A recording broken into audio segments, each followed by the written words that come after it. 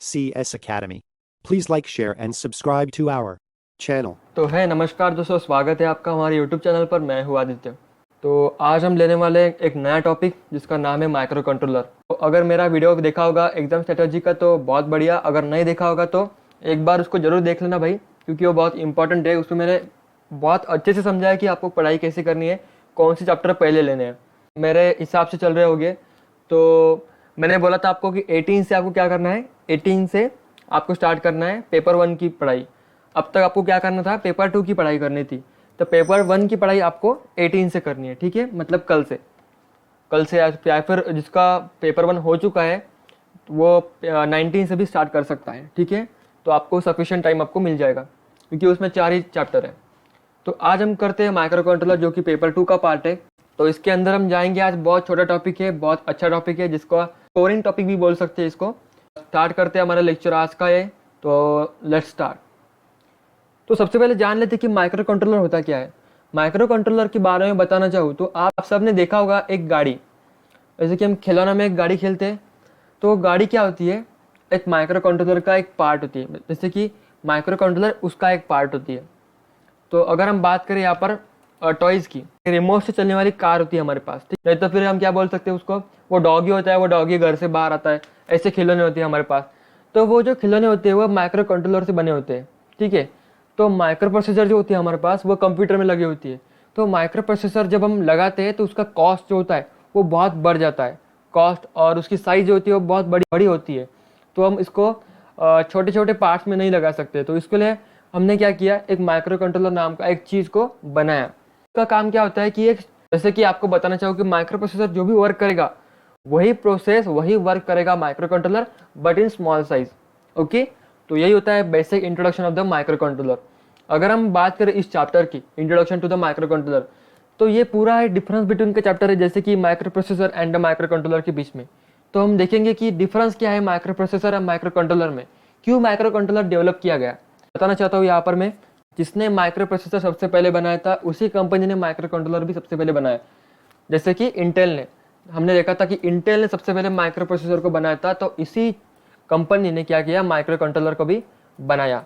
तो उसका नाम उसने क्या लिखा, 8051, 8048, ऐसे कुछ जनरेशन्स के ऐसे कुछ नाम की उसने क्या कर दिए, माइक्रो कंट्रोलर बना दिए।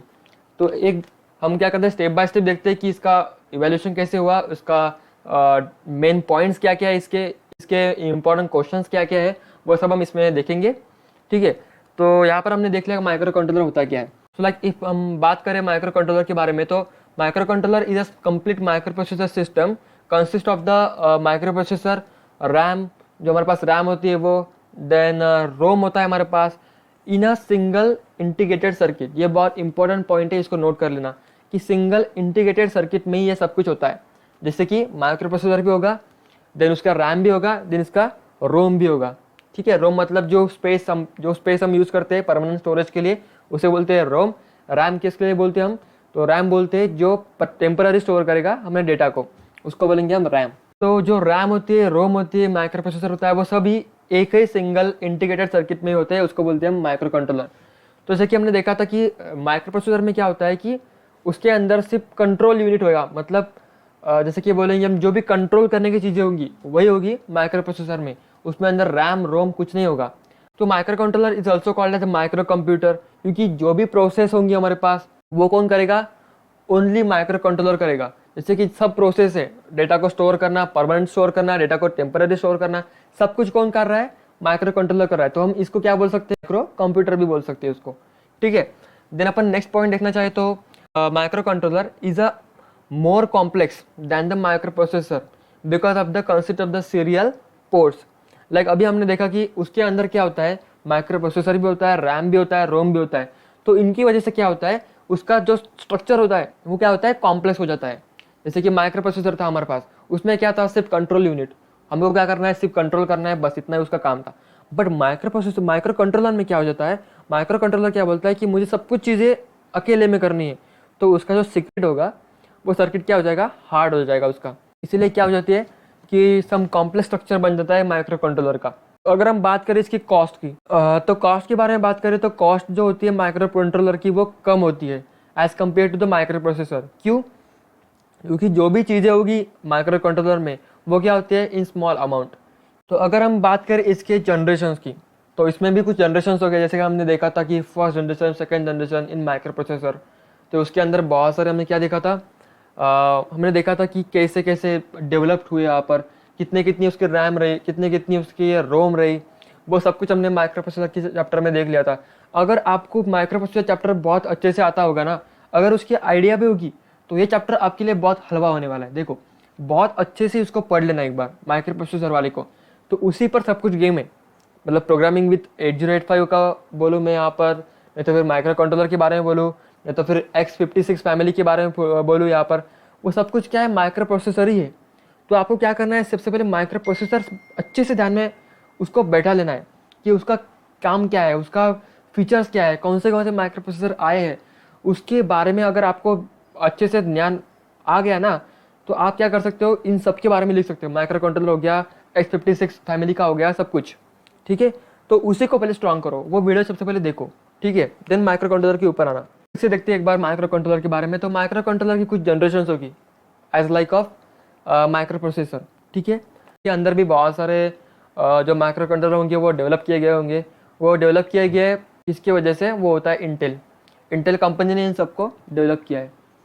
तो अगर हम फर्स्ट जनरेशन की बात करें यहाँ पर, तो फर्स्ट जनरेशन में इंटेल ने सबसे पहले डेवलप किया था माइक्रो कंट्रोलर, जो कि था 8048।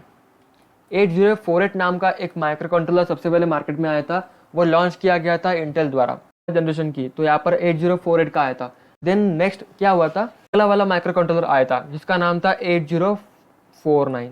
तो ये तीन जो माइक्रो कंट्रोलर डेवलप हुए थे वो डेवलप किए गए थे इंटेल द्वारा, और उनको फर्स्ट जनरेशन में लाया गया था। इसके अंदर क्या क्या फीचर्स थे वो हम अब देखते हैं कि 8048 ये जो कि था फर्स्ट जनरेशन का हमारा माइक्रो कंट्रोलर, के अंदर देखें तो इंटरनल मेमोरी होती है इसके अंदर, ठीक है। क्योंकि हमने अभी बोला कि माइक्रो कंट्रोलर को खुद को कुछ मेमोरी होगी यहाँ पर, रोम रैम, ठीक है, जो कि माइक्रो प्रोसेसर को नहीं होती। यहाँ पर इंटरनल मेमोरी होती है इसकी 8048 की थी, जो कि थी 1K bite, that is 1K मतलब 1000 बाइट। अगर हम बात करें 8049 की, तो इसकी इंटरनल मेमोरी थी ठीक इसके डबल 2K बाइट। इनकी खासियत ये है कि जितने भी माइक्रो कंट्रोलर यहाँ पर जो डेवलप्ड हुए थे, ये सब ट्वाइस फीचर्स के साथ आए थे। ट्वाइस फीचर मतलब इंटरनल मेमोरी इसकी 1 होगी तो इसकी 2 होगी, इसकी 2 है तो इसकी 4 होगी। तो आपको याद रखने में भी बहुत आसानी होगी कि जिसका आपको समझ में आ गया 48 इसका याद रख लिया, तो उसको ट्वाइस कर देना, उतने वो चल जाएगी। मतलब 49 का कितनी होगी, 4550 का कितने होगा,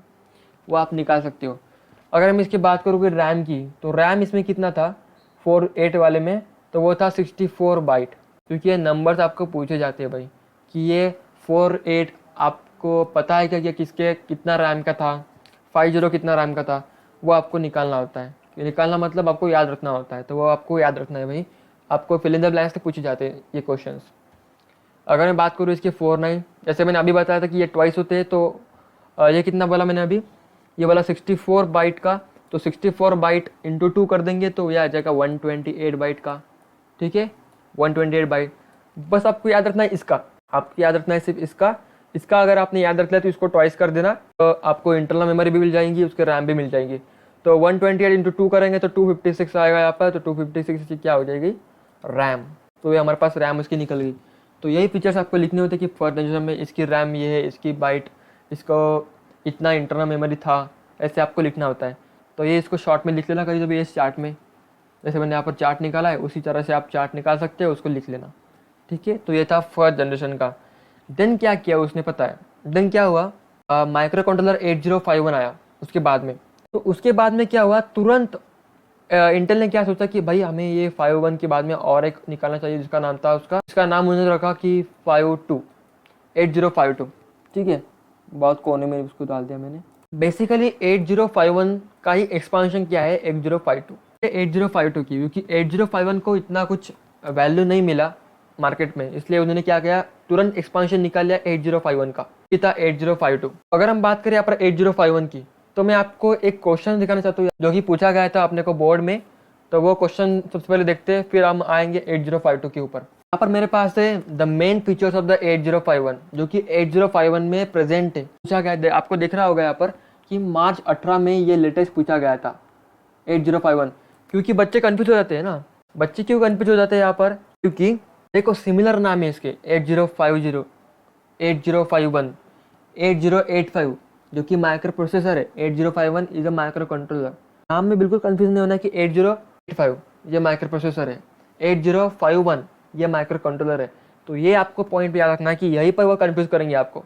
आपको लगेगा कि भाई ये तो ठीक है 8051 ये तो माइक्रो प्रोसेसर ही होगा, तो आप लिख देते हो फर्स्ट ही लाइन कि 8051 माइक्रो प्रोसेसर, तो वो उसको पता चल जाता है एग्जामिनर को, भाई इसको कुछ आता नहीं, दे दो रॉन्ग, तो आपको 0 मार्क्स दे देगा। तो वही आपको याद रखना है कि 8051 is a micro controller, 8085 is a micro processor. तो ये इंपॉर्टेंट आपको याद रखना है। अब बात करते हैं यहाँ पर 8051 की मेन फीचर्स जो क्या थे, जो उसने इंटेल ने डेवलप किए थे, वो थे the micro controller has a 8-बिट ALU। हमने यहाँ पर देखा था माइक्रो प्रोसेसर में ALU क्या होता है, रैम क्या होता है, रोम क्या होता है, सब कुछ हमने देख लिया था। इसलिए मैंने सबसे पहले बोला आपको कि आप सबसे पहले माइक्रो प्रोसेसर समझ लो, देन माइक्रो कंट्रोलर के ऊपर आना, तो आपको ये चैप्टर बहुत हलवा लगेगा। ठीक है, तो ALU क्या होता है यहाँ पर 8-बिट का होता है, किसमें 51 में, माइक्रो कंट्रोलर में। देन इसमें क्या हुआ, 4K बाइट का रोम आया था। रोम मतलब EPROM भी बोल सकते हैं उसको हम, ठीक है, 4K बाइट का। देन क्या हुआ, यहाँ पर 8051 हैज़ अ 128 बाइट रैम। इसका रैम कम हुआ था एज पर, हम कंपेयर करें इसके साथ 8048 के साथ, तो इसका रैम था कितना, 64 बाइट था, 64 बाइट था। देन इसका आगे वाला था जो कि था 49 था, 8049, जिसका था 128 बाइट। 8051 में क्या हुआ, उन्होंने जो रैम कर दी उसकी, वो थी 128 बाइट। देन हमने देखा यहाँ पर इट हैज़ डुअल 16-बिट टाइमर इवेंट काउंटर। मैंने इवेंट काउंटर क्या था वो भी माइक्रो प्रोसेसर में समझाया था, अगर आपने नहीं देखा तो उसको देख लेना भाई एक बार। देन यहाँ पर 32-बिट क्या होते हैं, 32 इनपुट आउटपुट लाइन्स होते हैं। तो अगर आप देखना चाहते हो ना यहाँ पर माइक्रो कंट्रोलर के स्ट्रक्चर को, तो यहाँ पर क्या होता है, कुछ पिन्स रहती है, इसकी हम बोलते हैं सॉकेट। ठीक है, सॉकेट की तरह इसके अंदर पिन्स रहती है।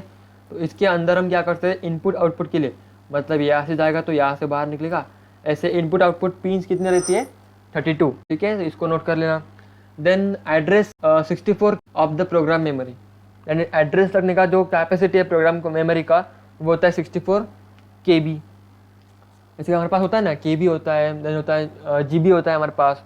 ठीक है, जैसे उसको हम उसी की तरह देखेंगे, जैसे ये प्रोग्राम मेमोरी। देन यहाँ पर एड्रेस होता है डेटा मेमोरी का, वो होता है 64 kilobit. Then it has powerful instruction set consisting of the 111 instructions. तो ये प्रोटोकॉल्स होता है 111 का, जो कि ये फॉलो करता है इसके अंदर 8051 के अंदर ये प्रोटोकॉल है, लिखना प्रोटोकॉल है। It has 2 external interrupts. हमने इंटरप्ट अभी देखा था पिछला वीडियो में इंटरप्ट्स के बारे में। तो एक्सटर्नल इंटरप्ट मतलब क्या होते हैं, hardware interrupt. Then 8051 has a clock up to the 12 megahertz frequency. हमने उसमें देखा था कि साइकिल्स क्या होते हैं। देन इसमें क्या होते हैं, full features serial ports. Serial ports मतलब क्या होते हैं, यहाँ पर माइक्रो कंट्रोलर में कुछ पोर्ट्स लगे रहते हैं। पोर्ट्स को हम बोलेंगे यहाँ पर, नहीं तो फिर हम सॉकेट बोलेंगे। यहाँ पर हम नॉर्मल भाषा में सॉकेट बोलते हैं, बट यहाँ पर हम पोर्ट्स बोलेंगे, जो कि क्या करेंगे, यहाँ पर पिंस लगाते हैं हम यहाँ पर। ठीक है, पिंस लगाते हैं, पिंस नहीं तो फिर हम बोलेंगे यहाँ पर वायर्स लगाते हैं यहाँ पर। ठीक है, सीरियल पोर्ट्स। तो कुछ इस प्रकार से क्या उन्होंने डेवलप किया 8051, बट ये कुछ मार्केट में चला नहीं इतना खास। इसने अंदर बहुत सारे फीचर्स थे, बट ये मार्केट में उतना चला नहीं, तो उसे लिए उन्होंने क्या किया, 8052 का निर्माण किया यहाँ पर। तो तुरंत उन्होंने क्या किया, 8051 बनाया यहाँ पर, उसका एक्सपांशन बताया 8051 का। ठीक है, इंटेल ने। अब आते हैं हम कि 8052 के ऊपर, जो कि बहुत इंपॉर्टेंट है। अगर हम बात करें यहाँ पर 8052 की, तो बेसिकली आपको सबसे पहले ये पॉइंट लिखना है कि 8052 is a expansion of the 8051 micro controller. Then इसके अंदर अगर हम रैम की बात करें तो उसके अंदर रैम होती है 256 बाइट। देन हमारे पास होता है इसका रोम मतलब क्या, इंटरनल मेमोरी, जो कि परमानेंट डेटा को स्टोर करता है। तो वो थी इसके अंदर 8K बाइट। ये जो रोम होती है वो क्या होती है, ऑन बोर्ड मतलब क्या, अगर हमारे पास माइक्रो कंट्रोलर है तो उसके बोर्ड के अंदर, मतलब यही बोर्ड है उसका, इसके अंदर ऑन बोर्ड अपन ने क्या किया, कोई एक्सटर्नल यहाँ पर डिवाइस नहीं लगाया डेटा को स्टोर करने के लिए। तो ऑन बोर्ड वो 8000 बाइट का डेटा को स्टोर कर सकती है अपने बोर्ड के ऊपर। तो इसलिए क्या बोलते हैं वो, on board ROM is 8K byte. Then अगर इसके अंदर इतना फीचर्स बढ़ा है तो इसके अंदर कॉस्ट बड़ी होगी इसकी। तो 8052 की कॉस्ट क्या हुई, बड़ी हो गई। किसके तुलना में, वो थी 8051 की तुलना में। 8051 की कॉस्ट कम थी बट उसमें और फीचर्स उसने ऐड कर दिए इंटेल ने, तो उसकी कॉस्ट बढ़ गई। ये भी आपको पॉइंट लिखना है। Then of 8051 is also a second generation. जैसे कि हमने देखा था कि 8051 था हमारे पास, 8052 हमारे पास है, दोनों भी क्या है, सेकंड जनरेशन के माइक्रो कंट्रोलर थे। देन नेक्स्ट आया उसके अंदर भी कुछ अल्टरनेटिव्स। जैसे कि हमने देखा किसी को कुछ अल्टरनेटिव होता है, मतलब इसमें कुछ बिगाड़ है तो इसमें इसको अल्टरनेटिव क्या हो सकता है वो हम ढूंढते हैं हमेशा।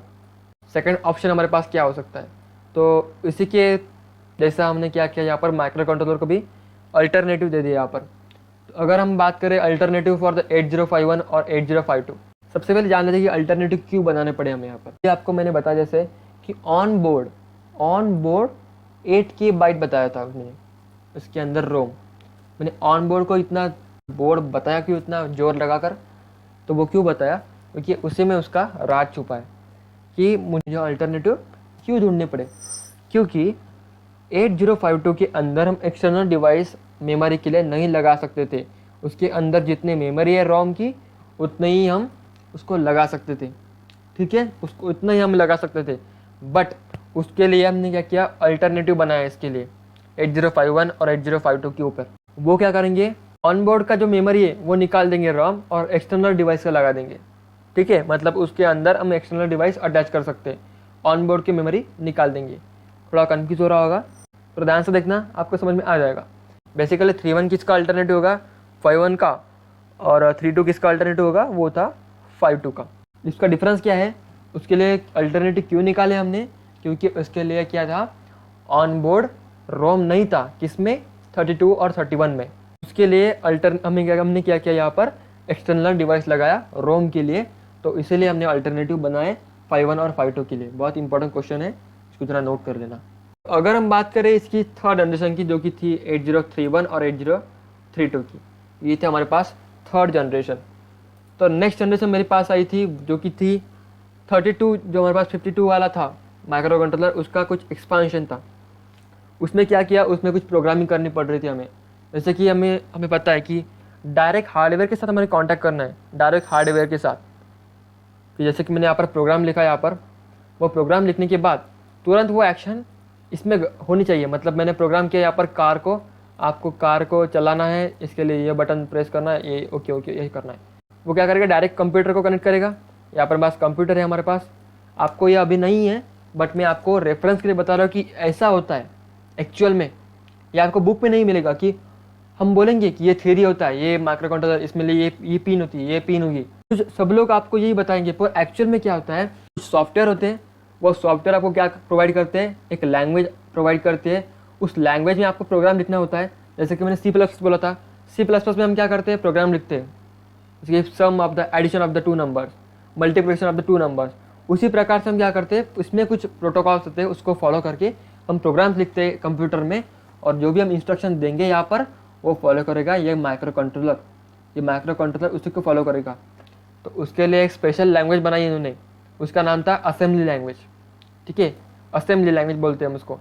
असेंबली लैंग्वेज मतलब क्या होती है, जो लैंग्वेज डायरेक्ट हार्डवेयर को कमांड करती है, हार्डवेयर को बताती है कि भाई आपको यह करना है, गाड़ी को चलाना है, चलाओ, भागो, वो असेंबली लैंग्वेज बताएगी। तो अगर हम बात करें इसके फोर्थ जनरेशन की, जो कि थी 8052 का एक्सपांशन, जो कि था 8051 का एक्सपांशन, तो एक्सपांशन होते होते हम 8052 की भी एक्सपांशन करेंगे आप, जो कि थी 8052, इसका नाम थोड़ा बड़ा है, 8052 AH बेसिक। तो इसके अंदर बेसिक क्यों लिखा, बेसिक का मतलब क्या होता है यहाँ पर, जो कि बताती है आपको सिर्फ बेसिक इंस्ट्रक्शन लिखने, कुछ बेसिक कमांड लिखने आपको, तो आपका काम हो जाएगा। आपको इतना बड़ा प्रोग्राम लिखने का कुछ काम ही नहीं है यहाँ पर। जो असेंबली लैंग्वेज बता दी हमें कि बहुत बड़े बड़े प्रोग्राम्स लिखे होते हैं हार्डवेयर को चलाने के लिए, मतलब गाड़ी को चलाना है आपको, बहुत बड़ा प्रोग्राम आपको लिखना होगा। बट AH बेसिक क्या करेगी, बस यह प्रोग्राम है आपको, ओके ये 3 कमांड आपको चलानी है बेसिक इंस्ट्रक्शन में, ओके काम हो जाएगा आपका, रन गियर डालो चलाओ, बस इतना ही काम होगा। बट आपको असेंबली लैंग्वेज में ये प्रोग्राम लिखना होगा तो बहुत बड़ा प्रोग्राम आपको लिखना होगा। इंटेल वालों ने क्या किया, उसके लिए बेसिक इंस्ट्रक्शन की सेट बनाई और उसी को उसने क्या नाम दे दिया 8052 AH बेसिक। तो इसके अंदर बेसिकली होता क्या है, अगर हम बात करें इसके अंदर, तो इसके अंदर जो प्रोग्राम्स होते हैं वो बेसिक इंस्ट्रक्शंस होते हैं, 8052 के काम के होते हैं और वो उसको ईजिली समझ में आते हैं। तो आपको असेंबली लैंग्वेज इस्तेमाल करने का कुछ काम नहीं पड़ता यहाँ पर। बेसिक इंस्ट्रक्शन जो काम करेगा वही असेंबली लैंग्वेज काम करेगी, बट इन कम टाइम में। ठीक है, तो इसको हम बोलेंगे यहाँ पर 8052 AH बेसिक का फीचर। ओके, आई होप आपको पता चल गया होगा। कुछ डाउट होंगे तो मुझे कमेंट सेक्शन में बोल देना भाई, मैं आपको कमेंट में भी आंसर देता रहूँगा। अगर हम बात करें यहाँ पर कुछ इंपॉर्टेंट क्वेश्चंस की, अब मुझे थ्योरी जो पता करनी थी उतने मैंने पता कर ली। अब हम बात करेंगे उसके कुछ इंपॉर्टेंट क्वेश्चंस की जो कि एग्जाम के वक्त आते हैं, जो मोस्ट इंपॉर्टेंट क्वेश्चंस होते हैं हमारे पास, इसके बारे में हम देखेंगे। तो मेरे पास नेक्स्ट क्वेश्चन होता है जो कि इंपॉर्टेंट क्वेश्चन है, जो कि बहुत बार पूछा गया, यहाँ पर आपको दिख रहा होगा। तो वो था 8051 और 8052। और 8051 का एक्सपेंशन क्यों करना पड़ा और क्यों डेवलप करना पड़ा हमें 8052 के, तो वो बहुत इंपॉर्टेंट है। ठीक है, तो ये आपको नोट कर रखना है, नहीं तो स्क्रीनशॉट निकाल लेना। तो देखते हैं, microcontroller 8051 has a 4K byte ROM, whereas 8052 has a 8K byte on board ROM और EPROM ऑन बोर्ड। याद रखना है आपको, ये याद रखना है आपको। और इसमें क्या होता है, ओनली 4K बाइट और ROM होता है, 8K होता है यहाँ पर, या 4K होता है, मतलब डबल कर दिया उसने। Microcontroller 8051 has a 128 byte RAM, whereas 8052 has a 256 byte RAM. Obvious है, रैम जो इतना था उसने डबल कर दिया तो उसका प्राइस भी बढ़ जाएगा। देन यहाँ पर थर्ड पॉइंट हमारे पास है, microcontroller 8051 has a dual 16 bit time event counter, that is the 16 byte in 8052 bit है, बाइट नहीं है, टाइम इवेंट काउंटर है। यहाँ पर जितना एक्स्ट्रा था हमारे पास डुअल वाला, उसको उसने क्या कर दिया और एक्स्ट्रा कर दिया 16 बाइट का, मतलब इतना तो है हमारे पास, उसके अंदर और 16 बिट का टाइम इवेंट काउंटर उसने लगा दिया। Then cost of the microcontroller 8051 has less than the microcontroller 8052, अभी मैंने बताया जैसे आपको। Then both 8051 and 8052 are used to high volume applications and both allow us to write the large program, but 8052 can write the larger program than that in the 501, जैसे कि 8051। अगर हम बात करें यहाँ पर प्रोग्रामिंग की, जैसे मैंने बताया आपको कि कुछ प्रोग्राम लिखने पड़ते हैं, उस प्रोग्राम को क्या पता चलेगा कि उस प्रोग्राम से हार्डवेयर को कि आपको क्या परफॉर्म करना है भाई। तो वो प्रोग्राम लिखने के लिए आपको उनका क्या करना पड़ेगा, बहुत बड़ा प्रोग्राम लिखना पड़ेगा 8052 के अंदर। उसी को उन्होंने क्या किया, एक्सपांड किया और AH बेसिक नाम का 8052 बनाया उसने 4th जनरेशन में, इसीलिए उसको बनाया था। इसके अंदर इतना सब कुछ था बट इसका प्रोग्राम ज़्यादा बड़ा था, उसी के लिए उसने क्या किया, AH बेसिक नाम का 8052 माइक्रोकंट्रोलर बनाया जो कि 4th जनरेशन का था। बट 8051 में इतना लार्ज प्रोग्राम लिखने का कुछ काम नहीं पड़ता था, वो बहुत अच्छी बात थी इसकी, उसका प्लस पॉइंट था। बट बाकी सब माइनस पॉइंट है, इसके लिए उन्होंने क्या किया 8052 बनाया, बट उसको ओवरकम करने के लिए उन्होंने फिर से एक बार बनाया जिसका नाम था AH बेसिक 8052। आ गया समझ में? तो ये डिफरेंस आपको एक बार लिख लेना है, याद करना है। अब हम क्या करते हैं, एक और क्वेश्चन लेते हैं जो कि इंपॉर्टेंट है अपने एग्जाम की पॉइंट ऑफ व्यू से। ठीक है, तो देखते हैं तुरंत उसको। तो अब मेरे पास है difference between micro controller and micro processor, जो कि बहुत अच्छा क्वेश्चन है, हर बार पूछा जाता है। मेरे वक्त तो पूछा ही गया था ये क्वेश्चन, और मेरे पिछले साल भी पूछा गया था, इसके लिए मैंने ये करके रखा था और मुझे काम भी आ गया था। तो ये बहुत इंपॉर्टेंट है, ये चैप्टर ही पूरा क्या है, रिलेटेबल है माइक्रो प्रोसेसर के साथ, क्योंकि यह माइक्रो प्रोसेसर का अल्टरनेटिव है माइक्रो कंट्रोलर। ठीक है, तो micro controller is a chip which is called as single chip computer, इसको हम माइक्रो कंप्यूटर भी बोल सकते हैं। A micro processor is a general purpose device which is called as CPU। ये CPU की तरह होता है, कंप्यूटर के अंदर होता है, डेस्कटॉप के अंदर होता है, बट हम जो कार के अंदर होता है उसको हम CPU नहीं बोलते, उसको क्या बोलते हैं, माइक्रो कंट्रोलर बोल सकते हो, उसको CPU नहीं बोलते। Then micro controller include the RAM, input output ports, then ROM, timer in a single chip. एक ही चिप पर ये सब कुछ होंगे, बट इसमें कुछ नहीं होता। Then micro controller based system design is simple and cost effective, इसका कॉस्ट कम रहता है और सिंपल रहते हैं। But micro processor based on designer is a complex and the expensive, अर्थात बड़ा है तो एक एक्सपेंसिव रहेगा हमेशा के लिए। ठीक है, ये माइक्रो कंट्रोलर छोटा है तो हमेशा के लिए छोटा ही रहेगा और उसका जो कॉस्ट होगा वो कम ही होगा। Then micro controller have not advantage of the designing RAM and ROM, इसको हम डिज़ाइन नहीं कर सकते, रैम जितनी है उतनी ही उसकी फिक्स बैठेगी, उसको एक्सटर्नल डिवाइस नहीं लगा सकते अपन माइक्रो कंट्रोलर को। बट यहाँ पर micro processor have the advantage of the versatile such as designer can decide the amount of RAM ROM और इनपुट आउटपुट पोर्ट्स नीडेड। जैसे कि हम रैम उसकी बढ़ा भी सकते हैं, रैम उसकी घटा भी सकते हैं, बट एक बार माइक्रो कंट्रोलर में रैम फिक्स हो गई तो उसके अंदर हम क्या कर सकते हैं, छेड़छाड़ नहीं कर सकते, उसके अंदर हम रैम रोम कुछ नहीं बदल सकते। तो यही होता है उसका basic concept of the micro controller and the micro processor. ये क्वेश्चन भी आप एक बार लिख लेना, देख लेना और स्क्रीनशॉट निकाल लेना। तो ये था हमारा माइक्रो कंट्रोलर का चैप्टर। बहुत छोटा चैप्टर था जिसको वेटेज था करीब 15 मार्क्स का। तो बहुत अच्छा ये वेटेज है इसके लिए, क्योंकि रिटर्न में यही क्वेश्चन पूछेंगे आपको। ये ओरल भी पूछते ही हमें, बट इसका रिटर्न में भी बहुत दिखा है क्वेश्चन। तो इसके लिए मैंने क्या कर दिया, माइक्रो कंट्रोलर को एक ही वीडियो में ख़त्म करने का ट्राई किया। और अगर कुछ छोटा होगा तो मुझे कमेंट्स में बोल देना, मैं उसको भी कवर कर लूँगा अगले वाले वीडियोज़ में, ठीक है। तो आज यहीं पर रुकते हैं। अब आपको सबको क्लियर हो चुका होगा ये चैप्टर। बहुत आसान चैप्टर है ये, पढ़ लेना एक बार ढंग से देखना, नोट्स को देखना, जो भी हमने नोट्स यहाँ पर निकाले या इस वीडियो में, तो वो एक बार देख लेना, ठीक है। पढ़ लेना एक बार उसको भी और चैप्टर को क्लियर कर देना। अगर आपको पता नहीं तो अपनी एक ऑफिशियल वेबसाइट भी है जिसके ऊपर मैंने माइक्रो कंट्रोलर की ऑलरेडी नोट्स अपलोड कर दिए हैं। अगर आपको नहीं पता तो डिस्क्रिप्शन में उसकी लिंक भी है, वो आप एक बार चेकआउट जरूर कर लेना। उसके अंदर मैंने क्या कर दिया, बहुत सारे नोट्स भी डाल दिए, वो आपको डाउनलोड करने हैं, तो फिर आपको उधर ही पढ़ सकते हो आप। तो वो एक बार देख लेना, ठीक है। उसके अंदर डाउनलोड कर लेना, तो फिर एक बार उसको देख लेना। That's it guys for today's. तो मिलते हैं नेक्स्ट टाइम नेक्स्ट वीडियो में नेक्स्ट लेसन के साथ। तब तक के लिए बाय दोस्तों।